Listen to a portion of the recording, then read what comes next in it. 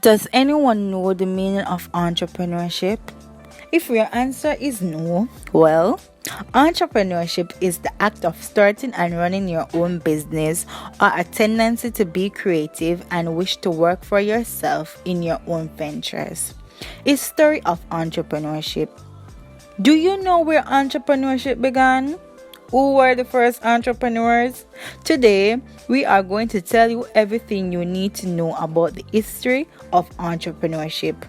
Believe it or not, the first entrepreneurs can be traced back to the nearly 20,000 years ago. The first known trading between humans took place in New Guinea around 17,000 BCE, where the locals would exchange obsidian, a volcanic glass prized for its use in hunting tools, for other needed goods like tools, skins, and food. This early type of entrepreneurship continued for millennia. Hunter-gatherer tribes would trade foods for different parts of their respective regions to provide an overall benefit for their tribe. The first big shift in entrepreneurship took place during the agricultural revolution, which occurred about 12,000 years ago. You might already know the story about the agricultural revolution, but here is a brief refresher. Humans started to domesticate plants and animals instead of having to roam, forage, and hunt for their food in different regions throughout the year. Human population could remain stationary in one location and farm the land. This was a fundamental shift in human history. Villages and towns started developing close to fertile lands. There was no longer a need for everyone in the community to be directly involved with food production. People did not need to spend all day hunting and gathering for their own sustenance. It was more efficient to let a smaller number of farmers handle food production while the rest of the population focused on other tasks. By specializing in different professions, members of the community could trade valuable goods for food. These were the earliest entrepreneurs in human civilization. Some common areas of specialization included hunting, gathering, fishing, cooking, tool making, shelter building, and clothes making. Farmers could grow more food than they needed to support their own families. Thus, they would sell food at the market to, say, a clothes maker. The farmer's family no longer needed to make their own clothes. They could rely on the specialized service within a community to provide for them. Over time, these specialists became better and better at their unique areas of specialization. Tricks of the trade would be passed down through families. The pace of innovation sped up. As specialists became better and better at their unique roles, they brought increased benefits for the entire community. Towns and cities grew to include thousands of people. Dependable source of food encouraged people to build permanent settlements and homes. Different social institutions arose around these permanent structures, including religious centers, courts, and marketplaces. This provided new business opportunity for entrepreneurs to explore. As time went on, new areas of specialization began to emerge.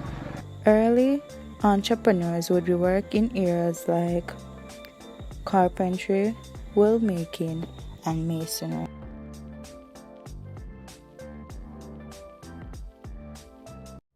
Seprod. With over 75 years of experience, Seprod is still a company brimming with potential. We traversed our history wisely, gathering our experiences, amassing resources, educating our people, investing in our technology, and honing our strategies. At $36 billion in annual revenue, we are already the largest food company in the English-speaking Caribbean.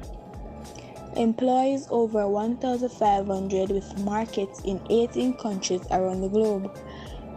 Our history speaks to an evolution of growth and pioneering spirit.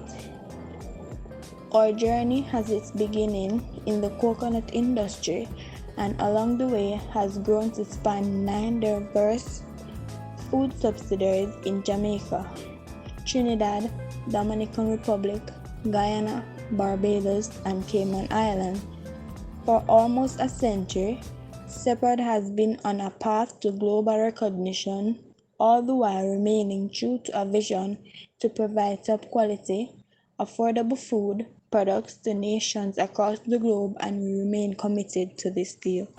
At about 1 week old, and the calf, and we feed them up to about 12 weeks with a calf starter. After that, we turn to the calf grower, which from then we feed them onward to the calf developer. Research and development. At Seprod, we approach growth organically through mergers and acquisitions, but also through innovation. New products mean new consumers, new markets, and added shareholder value, which is a good indicator of organic company-wide growth.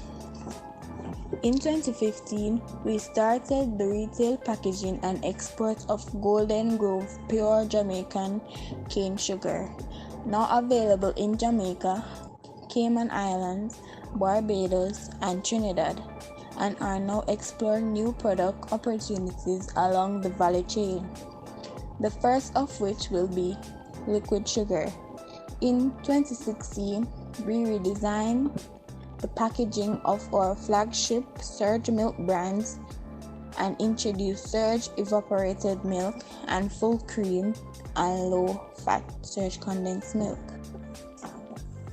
Our greatest 2016 innovation, however, must be the first ever 100% lactose-free cow's milk on the Jamaican market, available in low-fat and cream and soon to be offered in exciting flavors.